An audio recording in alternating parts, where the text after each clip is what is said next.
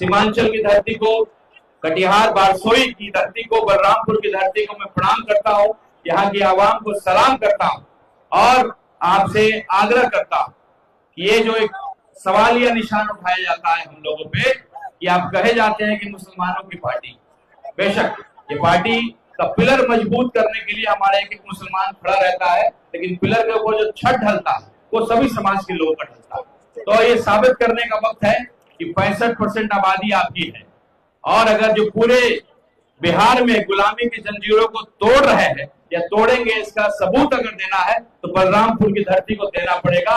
65% की आबादी आपकी है तो गुलामी की जंजीरों की शुरुआत इसी धरती से होनी चाहिए। आप करेंगे ना इंसान? आज थोड़ी देर में हमारे बैरिस्टर साहब, हमारे देश के शेर, हमारे सीमांचल के बेटा अख्तरुल ईमान साहब, बैरिस्टर सुदीन ओवैसी साहब आपके बीच आएंगे और तमाम लोग, ये पार्टी की यही खूबसूरती है, लोकतंत्र की यही खूबसूरती है कि अपनी बात को हर व्यक्ति रख सकता है।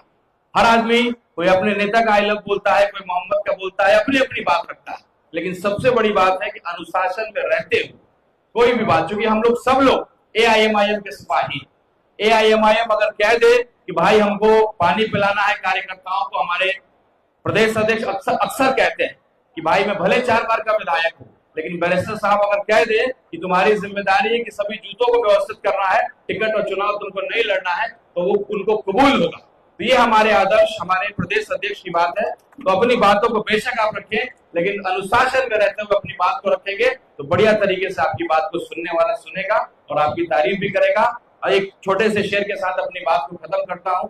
मुझे पूरा यकीन है बलरामपुर की एक क्रांतिकारी धरती एक ऐतिहासिक जवाब देगी। ये धरती के बारे में एक दाग और लगा हुआ है। जब हम लोग गूगल पे सर्च करते हैं तो नजर आता है, जब बारसोई की बात करते हैं तो जो 2 लोग शहीद हुए थे, बिजली का जो हड़ताल आप लोगों ने किया था, तो यही सबसे ऊपर दिखता है। तो ये उनके लिए इंसाफ की बात करनी होगी कि अगर कोई अपने लोकतंत्र में अपनी बात को, कोई विरोध को करने जाए तो गोलियां चल जाएंगी हमारे ऊपर, ये गलत है। तो कहीं ना कहीं जनता को कमजोर किया गया है इस इलाके में। आप निश्चित रूप से, आपके पास विकल्प नहीं था, इसलिए आप मजबूरी में एक पार्टी के और एक गठबंधन के लोगों को आप लगातार जिता रहे थे। मुझे पूरा विश्वास है कि गुलामी की जंजीरों को तोड़ेंगे।